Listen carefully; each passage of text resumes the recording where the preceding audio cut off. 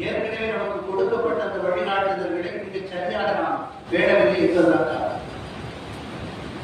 அதில் ரசூலுல்லாஹி ஸல்லல்லாஹு அலைஹி சொன்னார்கள், மல்லம் இரகம் சதையிரனா வரம்பு நோக்கி கபீரனா படைசபில். யார் சிறு குழந்தைகளின் மீது அன்பு பாராட்டவில்லையோ, பெரியவர்களுக்கு மரியாதை தரவில்லையோ, அவர்கள் நம்மை சார்ந்தவர்கள் அல்ல என்று சொல்றாங்க. இந்த ஹதீஸிலே இரண்டு விஷயங்கள் இருக்கு.